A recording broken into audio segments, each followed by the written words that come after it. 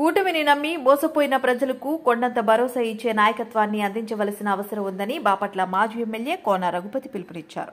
Bapatla medical కళాశాల private పరం చేసే ఆలోచనను ఖండించారు. దీనివల్ల పేద ప్రజలకు వైద్యం అందే అవకాశం ఉందని స్పష్టం చేశారు. దీన్ని వ్యతిరేకించాల్సిన అవసరం ఉందన్నారు. ఈ నెల 28న జరిగే నిరసన కార్యక్రమంలో ప్రజలందరూ మెడికల్ కళాశాల ఉద్యమానికి సంఘీభావాన్ని ప్రకటించాలని పిలుపునిచ్చారు. 18 నెలల కాలంలో ఇంత ఘోరంగా విఫలమైన కూటమి సర్కార్ పరిపాలించే అర్హత పూర్తిగా కోల్పోయిందని కోన రఘుపతి అన్నారు.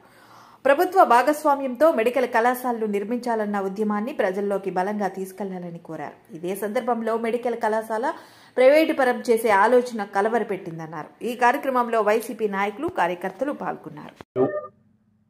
పెద్ద ఆసుపత్రి, టీచింగ్ హాస్పిటల్ ఎంతో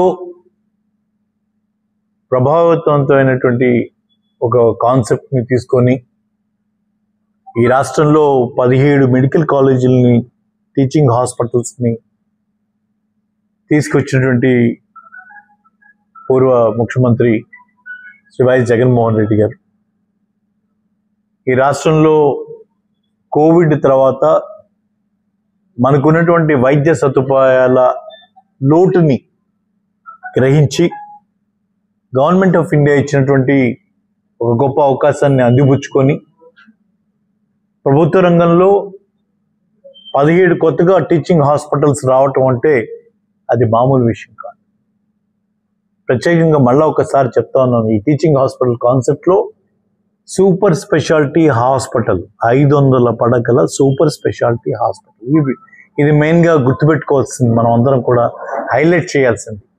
ఇది సామాన్యుడికి చాలా అవసరమైనటువంటి విషయం. ప్రత్యేకంగా మన బాపట్లలో వైద్య సదుపాయాలు అంతంత మాత్రంగా ఉన్నటువంటి బాపట్లకి ఒక పెద్ద ఆసుపత్రి రావటం అనేది ఒక వరం.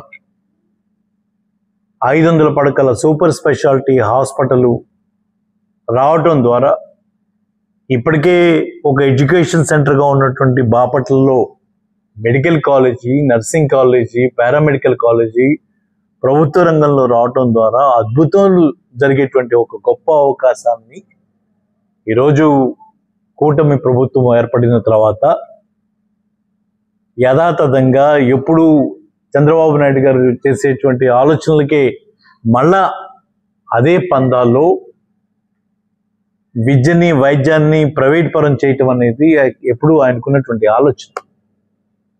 ప్రతిదీ కూడా వ్యాపార కోణంలోనే చూసేటువంటి చంద్రబాబు నాయుడు గారి లక్షణం ఇంకా మారలే. ఈ విద్యని ఎప్పటి నుంచో ఒక పగడబద్దిగా, క్రమబద్ధంగా వాళ్ళకి దారాదత్తం చేసుకుంటూ వెళ్ళినటువంటి పరిస్థితి అందరూ గమనించాలని కోరుకుంటాను. ఈరోజు సామాన్యుడికి చదువుని అందనంతగా నారాయణ చైతన్యాలు ఎంత ప్రభావితం చేశాయో మనందరికీ తెలిసిన విషయమే. ప్రపంచంలో పోటీతత్వం, ఓపెన్ అయిన ఎకానమీలో పోటీలో నిలబడాలంటే ఇంగ్లీష్ మీడియం చాలా అవసరమని మనం ఒక పక్క జగన్మోహన్ రెడ్డి గారు గవర్నమెంట్ స్కూల్స్ని నాడు నేడు అన్ని రకాలుగాను ఇంగ్లీష్ మీడియం సిబిఎస్ఈ సిలబస్ రూపాయి సంవత్సరానికి రూపాయి కాడికి 99 సంవత్సరాలు, 60 సంవత్సరాలు, 66 సంవత్సరాలు, మొదటిగా 66 సంవత్సరాలు 66,000 రూపాయలతో వాడు మొత్తం 56 ఎకరాలని తీసుకొని ఏమిటి ఇచ్చేది? మనకి ఏం జరుగుతుంది? పేదవాడికి ఏం జరుగుతుంది అనుకుంటున్నారు? ఏ రకంగా మనం దాని నుంచి ఆశించవచ్చు? అదే మనం government Guntur medical college, Guntur GHCHని ఒక్కసారి జ్ఞాపకం చేసుకోండి. ఈ రెండింటి ద్వారా గుంటూరు ఏ రకంగా అభివృద్ధి చెందిందో ఒక్కసారి జ్ఞాపకం చేసుకోండి. ఈరోజు గుంటూరు, సగం గుంటూరు వాళ్ళ ఖచ్చితంగా ఆ GGH వల్లనే, గుంటూరు మెడికల్ కాలేజ్ వల్లే జరిగింది.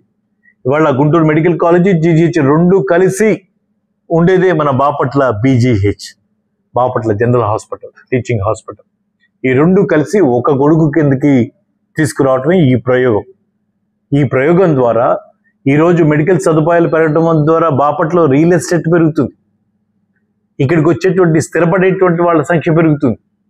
బాపట్లో మన పిల్లలు చదువుకొని ఇతర దేశాలకు, ఇతర రాష్ట్రాలకు వెళ్ళి సంపాదించుకొని తల్లిదండ్రులకి ఏదో ఒకటి కొంచెం ఉండటానికి చివరి దశలో వైద్యానికి ఎక్కడ బాగుంటే ఏ విజయవాడకో హైదరాబాద్కో గుంటూరుకో పోయి అక్కడ కొనుక్కొని అక్కడ వాళ్ళని పెద్ద వయసులో తీసుకెళ్ళి అక్కడ కూర్చుని పెట్టే బదులు ఎప్పుడైతే ఇక్కడ వైద్య సదుపాయాలు పెరుగుతాయో ఖచ్చితంగా మన ఊళ్ళోనే మనం ఒక ఫ్లాట్ కొనుక్కుందాం, ఒక ప్లాట్ కొనుక్కుందాం.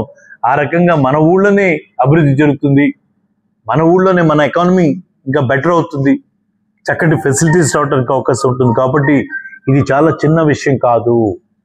ప్రతి వాళ్ళు కూడా ఇటువంటి గొప్ప సూపర్ స్పెషాలిటీ హాస్పిటల్ని చేజార్చుకోవద్దు. ఇది ఉచితంగా సేవలు అందించేటువంటి ఒక మంచి ఆలోచనతో ఏర్పాటు చేసినటువంటి ఈ గొప్ప దీన్ని తప్పకుండా పబ్లిక్ సెక్టార్లోనే ఇది కొనసాగాలని, గవర్నమెంట్ దీన్ని నిర్మించాలని, మరి ఒక అద్భుతమైనటువంటి 510 కోట్ల రూపాయలతో అత్యాధునికమైనటువంటి మరి ఎక్విప్మెంట్తో అన్ని కూడా everything is designed, everything is fully tied. దీంట్లో ఏవి లూప్ హోల్స్ లేవు. ప్రతిదీ కూడా దాన్ని వాడే విధంగా మరి ప్లాన్ చేసి మొదలుపెట్టినట్టు అన్ని కూడా అదే స్ఫూర్తితో పూర్తి అవ్వాలని మరి కోరుకుంటూ 28వ తారీఖు ఈ నెల మీ అందరికీ తెలుసు ఏ డాక్టరు ఏ హాస్పిటల్ ఎంతవరకు వాటిని అమలు జరుపుతున్నారో మనందరికీ తెలుసు. నామమాత్రంగా పెట్టుకొని ప్రైవేట్ వాళ్ళకి దారాదత్తం చేసి డబ్బులు దండుకునేటువంటి కార్యక్రమం జరుగుతూ ఉంటే మనం ప్రేక్షక పాత్ర వహించడం అనేది మరి సమంజసం అనేది ఎవరికి వాళ్ళు ప్రశ్నించుకోవాలి. ఈరోజు బాపట్లలో ఒక పెద్ద ఆసుపత్రి రావటం ద్వారా, సూపర్ స్పెషాలిటీ హాస్పిటల్ రావటం ద్వారా ఈ బాపట్ల జిల్లా కేంద్రంగా ఉన్నటువంటి ఈ బాపట్ల కేంద్రానికి రెఫరల్ హాస్పిటల్ కింద ఈ జిల్లాలో ఉన్నటువంటి మిగతా పట్టణాలన్నింటికి కూడా సంబంధించిన వాళ్ళందరూ కూడా ఇక్కడికి రావాలి. ఆ రాకపోకల ద్వారా దాదాపు రోజుకి ఒక 10,000 మంది రాకపోకల ద్వారా ఈ పట్టణం ఆర్థికంగా నిలదొక్కుంటుంది. ఎప్పుడైతే మెరుగైన వైద్య సదుపాయాలు సౌకర్యాలు వస్తాయో 175 మంది డాక్టర్లు, దాదాపు 25 మంది అసోసియేట్ ప్రొఫెసర్స్, దాదాపు 400-500 మంది స్టాఫ్, మరి ఒక పక్క చక్కటి సేవలు అందించేటువంటి ఒక గొప్ప అవకాశం. మనం సూపర్ స్పెషాలిటీ సేవల గురించి పరుగులు తీసి విజయవాడ హైదరాబాద్ పోవాల్సిన అవసరం లేకుండా పేదవాడికి రూపాయి ఖర్చు కాకుండా జరిగేటువంటి ఒక గొప్ప అవకాశాన్ని ఈరోజు మనం చేజార్చుకునేటువంటి పరిస్థితి. రేపు ప్రైవేట్ వాడు వస్తాడు, వాళ్ళ కండిషన్స్ వేరే ఉంటాయి, యూజర్ ఛార్జ్ అంటాడు, ఎంట్రీ ఫీజు అంటాడు, ఏవేవో పెడతాడు, అవన్నీ మెయింటెనెన్స్ కోసం కావాలి కదా అంటాడు. అప్పుడు మనం ఏం చేస్తాం? మనం ఏం చేయాల్సి వస్తుంది? ఈరోజు ప్రైవేట్ రంగంలో ఉన్నట్టయితే దాంట్లో ఉన్నటువంటి స్క్వీజ్ చేస్తారు డాక్టర్స్, మిగతా బయటకు వచ్చే పరిస్థితి ఉండదు.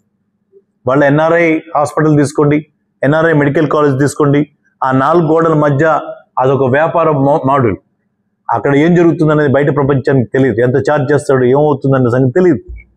దాని మీద కూడా ప్రభుత్వ నియంత్రణ ఉంటుంది, నియంత్రణ లేకుండా లేదు, ఇంకొంచెం ఎక్కువ ఉంటుందేమో. వెళ్తే ఇంకొక కప్పు కాఫీతో పాటు 4 జీడిపప్పులు కూడా పెడతారేమో. ఈ వెళ్ళినటువంటి ప్రభుత్వం తరఫు నుంచి వాళ్ళు అవి తిని తాగి రావడం తప్పి చేసేది ఏమి ఉండదు. మరి అటువంటి పరిస్థితుల్లో 510 కోట్ల రూపాయలు డబ్బు ప్రభుత్వం ఖర్చు పెట్టి వాడికి 56 ఎకరాలు మనం అప్పళంగా వాళ్ళు ఇంత కష్టపడి మనం దాన్ని ఎక్వైర్ చేసి దాన్ని రెడీ చేసి ఎవరో ప్రైవేట్ వాడికి దారదత్తం చేస్తారు రూపాయికి.